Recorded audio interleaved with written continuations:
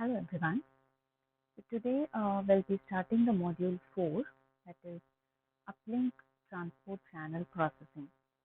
Till now we had studied the major difference between the downlink and uplink in long-term evolution, that is LTE, including different transmission and multiple access schemes and different types of channel and control information which result in different physical layer processing. Now, when we consider the multiple access in the uplink is mainly based on single carrier FDMA due to its low peak to average ratio compared to OFDMA. So due to this single carrier FDMA nature of the uplink, each user element can only be allocated resource blocks, unlike downlink where each user element can be allotted non-contiguous resource blocks in order to extract the frequency diversity gain. So in addition, the uplink only supports a limited number of multiple input, multiple output modes compared to the downlink. Now there are different similarities between the downlink and uplink transport channel processing.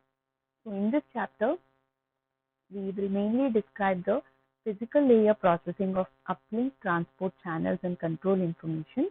First, we'll be studying about an overview of uplink transport channel processing, which is provided, mainly highlighting the similarities and differences between the uplink and downlink processing. Then, channel processing of each individual uplink transport channel is described, including that of the control information and reference signals. Finally, we'll be studying about the hybrid automatic repeat request protocol in the uplink, which we have discussed. So this first we'll be dealing with chapter 8, that is uplink channel transport processing. As I said, you will be first dealing with the overview, then what is uplink shared channel, then what are the uplink control information, uplink reference signals, random access channels, and hybrid automatic repeat request on uplink. Similarly, chapter 9, we have a physical layer procedure in which we'll be studying about hybrid automatic repeat request procedures, channel quality indicator feedback, precoder for closed loop, multiple input, multiple output operations, uplink channel sounding, buffer status reporting in uplink, scheduling and resource allocation, cell search, random access procedure, and power control in the uplink. So moving on to the chapter 8 first topic, that is uplink transport channel processing, you can consider the example of scheduling of the uplink data. For example, suppose this is the user equipment or the mobile phone is nothing but the user equipment. So suppose I would like to send the data on the physical uplink channel, but I don't know which resource blocks and transport format I can use. So what does your physical uplink shared channel does is, it will be sending the data in the uplink. So the data what you have or the channel what you have, that is PDCH, CCH, just to check the PDCH for your user ID. As soon as you are addressed, you will find your uplink scheduling grants there. So as soon as you get, so the physical downlink channel control information will take the data and send back to the user equipment. So this is how the scheduling of the uplink data will be done. So in the uplink transport channel processing overview, the channel processing or the transport channel processing in the uplink is almost similar to that of downlink, which we have studied in chapter 7 or the previous module. So which can be divided into mainly two distinct steps. That is, first one is called as channel coding, second one is called as the modulation. So to represent in terms of figure, so this is the overview of uplink transport channel processing. Now we had studied about spatial multiplexing. So since this spatial multiplexing is not supported in the uplink, data streams which we have from the MAC layer are presented to the encoding unit. So this encoding unit or from the MAC layer which are presented to the encoding unit, only one transport block per subframe. That is, so since the spatial multiplexing what we are not using in the uplink, So data streams from the MAC layer, media access layer, are presented to the encoding unit only one transport block every subframe. So the code word after encoding is passed to the symbol mapping. So this is how the transport blocks are taken, which is we are doing the CRC addition here. Then the code block segmentation is done. Then the channel coding is done. Rate matching, code block concatenation. So all these process is nothing but the first process that comes under the channel coding is channel coding processing.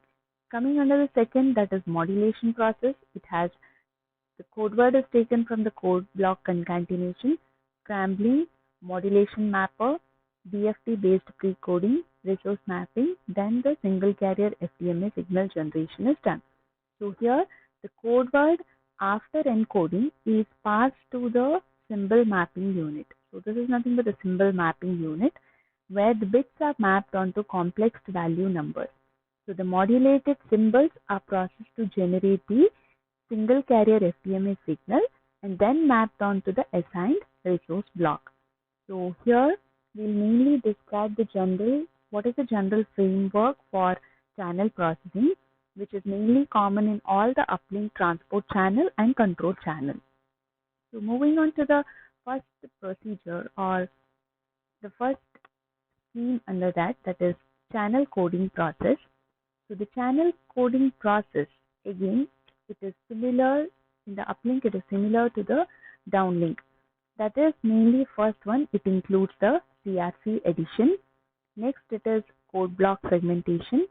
Then it is channel coding, rate matching, and code block concatenation. So the general channel coding scheme which we saw in the previous figure. So the usage of the channel coding scheme and the coding rate for the uplink shared channel and the control information. So you can see in the table which has been shown here.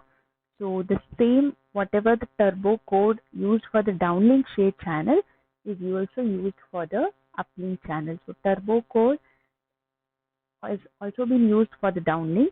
The same turbo code encoder or turbo encoder is used for the downlink shared channel as well as which is used for the uplink shared channel.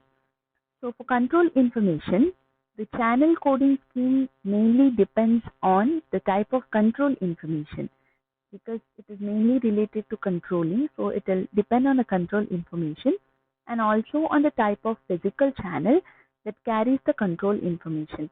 Whereas if you go for downlink, the control information in the uplink can be mapped either to two channels, either the physical uplink shared channel, that is PUSCH, or the physical uplink control channel, that is PUCCH. That means in the uplink you can use either PUSCH, that is physical uplink shared channel, or you can go for physical uplink control channel. So if you consider this control information, so this is mainly for block coding as well as tail biting convolution coding, where the coding rate is variable in case of block coding. In case of tail convolution coding, it is 1 by 3. So turbo coding, also the coding rate which we have taken is around 1 by 3. So channel coding scheme is same as the downlink, how we follow in the downlink. Control information in the uplink is either mapped to the PUSCH or PUCCH. So this is the shared channel, this is the control channel. So next, moving on to the modulation processing. In the modulation processing, for the modulation in the uplink, there are various steps which you have seen in the block diagram, such as scrambling and modulation mapping, which are done similarly like your downlink processing. So unlike the downlink, in the uplink, a user equipment will specify the scrambling, which is applied mainly to randomize the interference.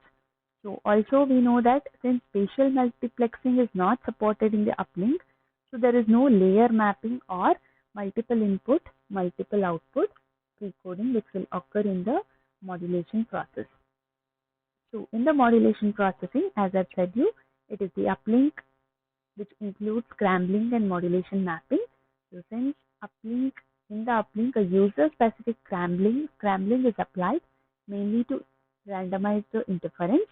And since we know that in the uplink, spatial multiplexing is not supported, so there is no layer mapping or the multiple input and multiple output precoding. So the main difference from the downlink, the generation of the single carrier FDMA baseband signal is illustrated in this figure. Now there are three main steps which has been defined mainly to generate this single carrier FDMA baseband signal. So the generation of this particular single carrier FDMA is generally based on three steps. So if we see here the modulated symbols, the first step what we have is the DFT based precoding is applied to the block of complex valued modulation symbol, which will mainly transform the time domain signal into the frequency domain signal. So first step is you have to consider the DFT based precoding.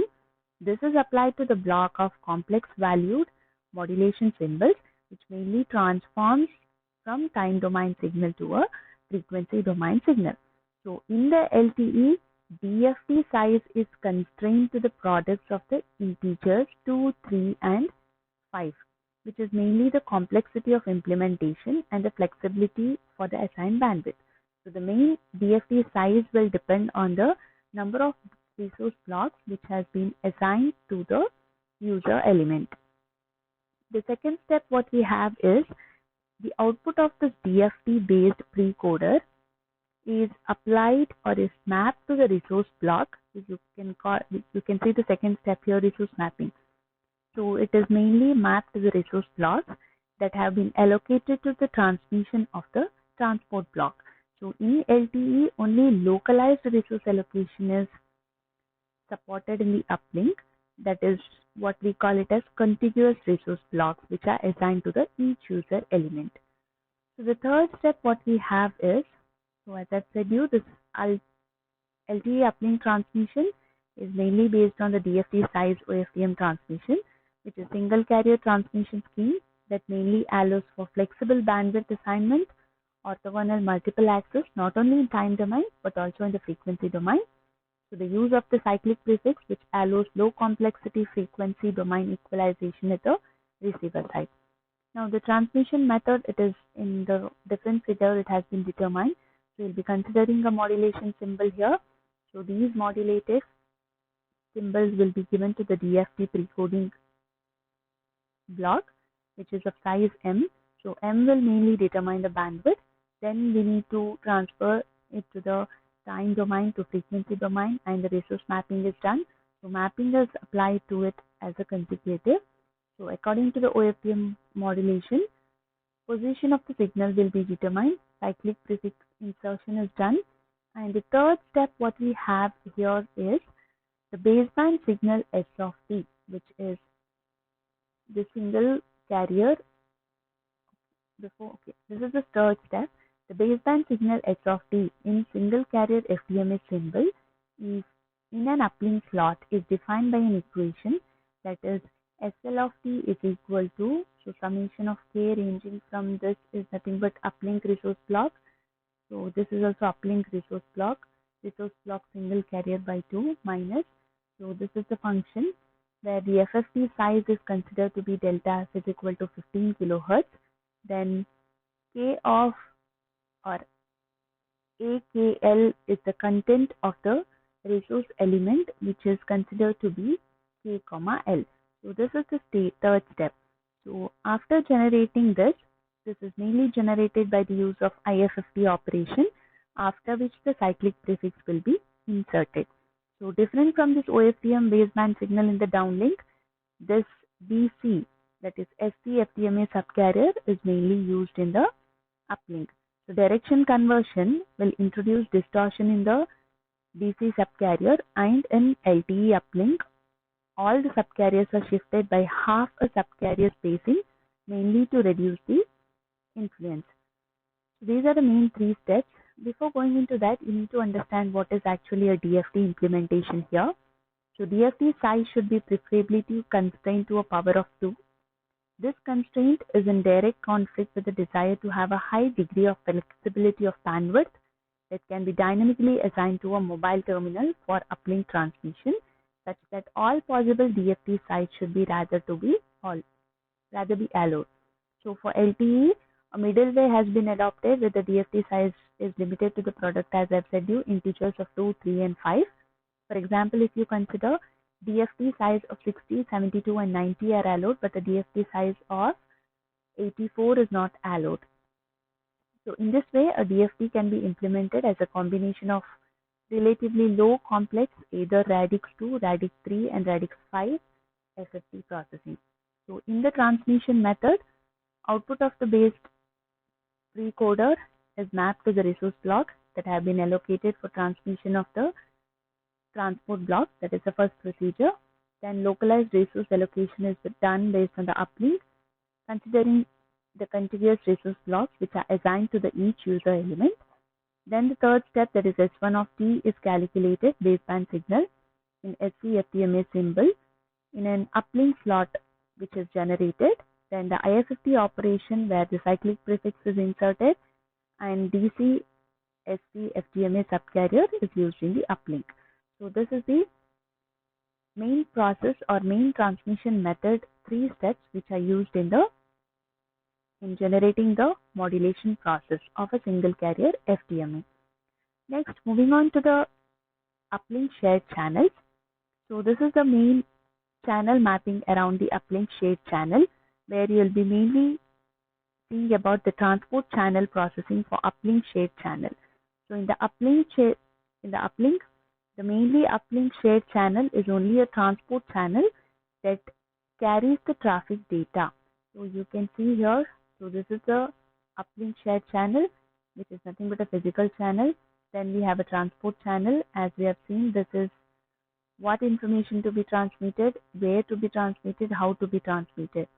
So uplink shared channel, this is the uplink shared channel. This is physical uplink shared channel. This will be with respect to the logical channels. So here, as mentioned, like in the previous slides of the 7th chapter, so this can also be used to control or transfer control signal from higher layers. So channel mapping is mainly depending on certain factors.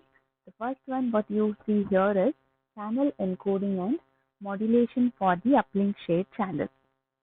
So here, the channel coding scheme for data streams on the uplink shared channel is same as that of what you have seen in the downlink shared channel. So here, the rate of a turbo coder, that is 1/3, is used to encode the transport block. So effective code rates other than 1/3 are achieved either by using a punching or repetition of encoded bits. Punching is nothing but you are neglecting the bits, which we had seen in module 1. So depending on the transport block size, the modulation scheme and the assigned radio resource. So the encoded symbols which are scrambled prior to the modulation, which is done mainly to randomize the interference. And instead of using a self-specific scrambling, as in the downlink, a user equipment specific scrambling is applied in the uplink.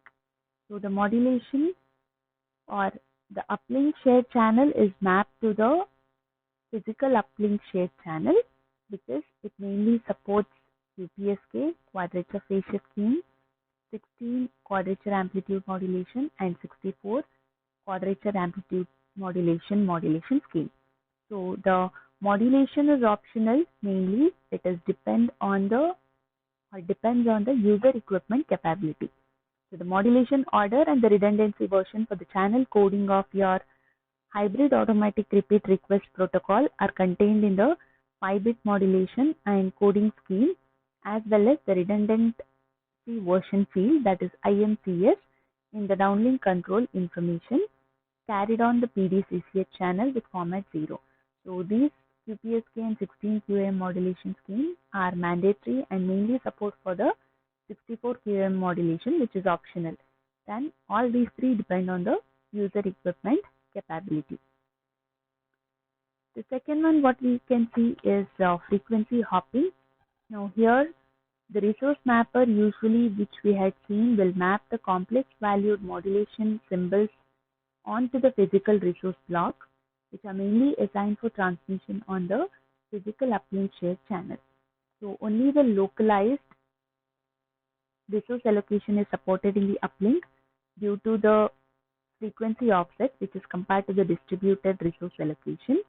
So in LTE, mainly it supports frequency hopping on the physically uplink shared channel, which also provides the frequency diversity gain in the uplink.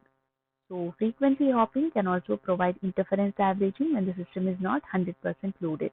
Now here in LTE, both intra-subframe as well as inter-subframe frequency hopping are illustrated or supported, so which we can see in the figure here. Now, before explaining the figure, let me tell you the difference between what is actually a inter-subframe as well as intra-subframe frequency hopping. So, intra-subframe frequency hopping is user equipment will hop to another frequency allocation from one slot to another slot within the same subframe, whereas or the same inter-subframe hopping is frequency allocation changes from one subframe to another subframe. So now we can see the figure. So this is inter-subframe hopping as well as inter-subframe hopping. So as I said you, intra-subframe hopping is the user equipment hops to another frequency allocation from one slot to another within the subframe. So if this is a subframe, so the user equipment can hop to another frequency only within the subframe, not to the other subframe. Whereas when you come to the inter-subframe hopping, the frequency resource allocation changes from one subframe to another subframe. So if you consider this subframe, it can be changed to another subframe. So higher layers mainly determine if the hopping is inter-subframe or intra-subframe. So when you consider in general, intra-subframe is providing higher frequency diversity gain, since this gain can be extracted over a single hybrid automatic repeat request transmission, because it will only span for one subframe, because it is subframe to subframe transmission. That is, within the subframe there is a hop. So in general, whenever we consider this extraction of a single hybrid automatic request, it is within the subframe.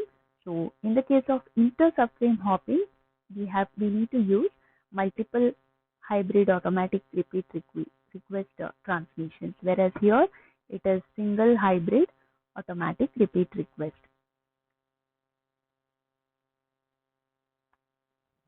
So this is also illustrated in the figure. So this is for your inter-subframe and this is for the intra-subframe. Now here, when we consider if a single bit frequency hopping field is used for corresponding PDCCH, that is downlink channel with DCI format 0 is set to 1. So if you consider the downlink channel, if DCI format is set to 1, from 0 if it is set to 1, then the user equipment will perform uplink shared channel in the physical layer frequency hopping. Otherwise, there is no that is physical uplink shared channel frequency hopping.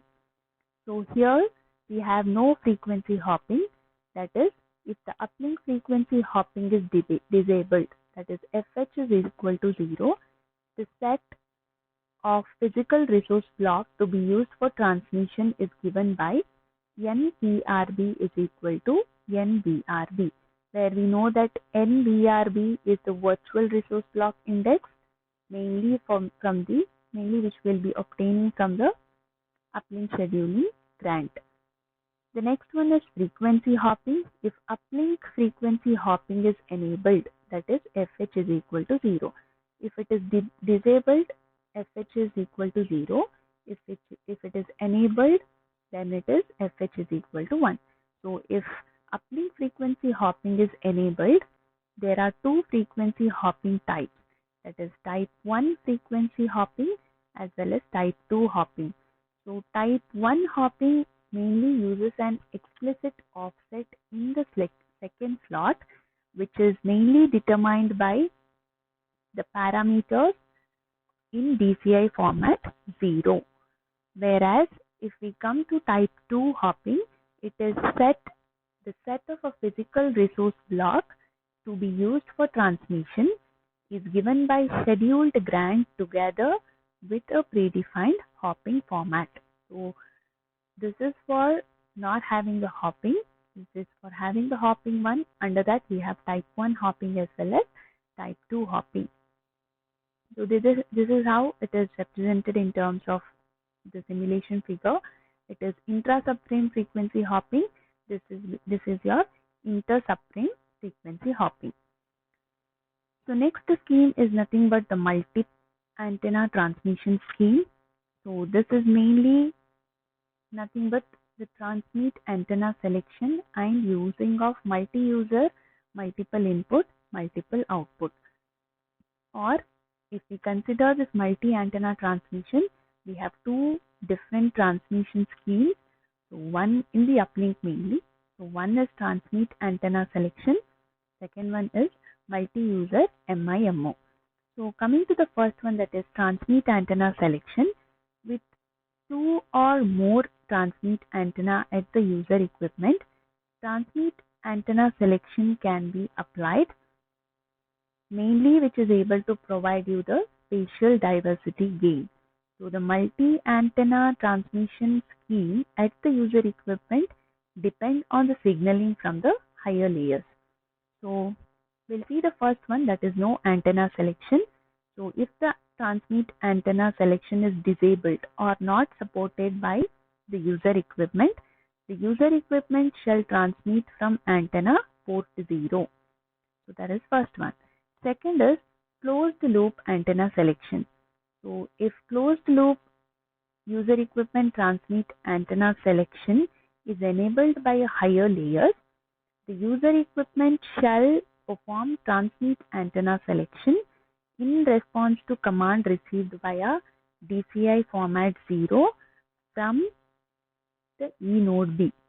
So DCI format 0 is scrambled within antenna selection, as well as the third one, that is what we have is open loop antenna selection. So here in open loop antenna selection, if open loop user equipment transmit antenna selection is enabled by the higher layers, the transmit antenna to be selected by the user equipment is not specified. So if user equipment can determine optimum antenna, so here if this mode is not a closed loop feedback from E node, the user equipment can determine the optimum antenna based on hybrid automatic repeat request, acknowledgement or not acknowledgement feedback. So user equipment can transmit from antenna 0 for some time instant and then switch to antenna 1 for the next time instant. So during both time instants, the user equipment also monitors this hybrid automatic repeat request, acknowledgement or not acknowledgement ratio. So if this acknowledgement bar not acknowledgement ratio in the time instant when the antenna 0 was used is less than the hybrid automatic repeat request acknowledged by not acknowledgement ratio for the time instant when the antenna 1 was not used, then clearly it will indicate that antenna 1 is the better choice, or else vice versa. So the next one, it is nothing but multiple user, multiple input, multiple output in the uplink. So in this condition, we use mainly, or it is also one more name for this we have is virtual MIMO transmission. So here two user equipment transmit simultaneously on the same radio resource, forming a virtual MIMO channel such that the E node separates the data stream from each user equipment using mainly the multi-user detection. So This transmission mode mainly provides you spatial multiplexing gain to increase the uplink spectrum efficiency with even a single antenna user equipment. So mainly this MU or multi-user MIMO affects the operation at E node as channel quality indicator, that is CQI calculation and scheduling process will change due to the interaction between data streams for different user equipments. So E node B can mainly estimate the channel information from the reference signal, and it is also capable of performing the channel quality indicator calculation and scheduling without further feedback from the user equipment. So this E node B is mainly to differentiate, or for the E node B to differentiate and demodulate signal from two user equipments. Orthogonal reference signals are assigned for each of them. The next one what we have is uplink control information. So this is mainly used to assess the physical layer procedures by providing the following types of physical layer control information. So we need to know now the control information in the uplink. The first one what we have is downlink channel quality indicator, which is mainly used to assist the adaptive modulation and coding and channel dependent scheduling of downlink transmission. And this particular channel quality indicator indicates the highest modulation and coding rate that can be supported in the downlink, with using 10% block error on the first hybrid automatic repeat request transmission. Second one what we have is hybrid automatic repeat request acknowledgement. So here it is associated with the downlink HARQ process. Third one is scheduling request, that is SR. This is mainly used to request radio resource for the uplink transmission. Fourth one is precoding matrix indicator or PMI. This is used for the downlink multiple input, multiple output transmission. Fifth is rank indicator or RI. This is mainly used to indicate the maximum number of layers that can be used for spatial multiplexing in the downlink, where this particular PMI or precoding matrix indicator indicates the preferred precoding matrix. And the channel mapping, last one is the channel mapping for control information. Before that, the channel mapping for control information in the uplink, which is shown in the figure, that is along with the physical channel and the control information. This particular has three different physical control channels. There is only one physical control channel defined for the UCI, and that is the physical uplink control channel. So this UCI can be mapped, that is uplink control channel indicator is mainly mapped onto physical uplink shared channel when the user equipment has been assigned uplink radio resource. So the channel mapping control information is UCI which you are using for mapping. So when this happens, the UCI is frequently multiplexed with the uplink SCH data onto the physical uplink shared channel unless and until this physical uplink shared channel carries a response, mainly to reset. So when the user equipment does not have this uplink allocation on the physical uplink shared channel, the UCI is transmitted onto the physical uplink control channel. So this completes mainly the channel mapping of control information or uplink control information. So next we'll be seeing what is actually the channel coding for uplink control information. Here we'll be dealing with three different types of encoding process. So using those encoding process, you need to control the information of the uplink data. Thank you.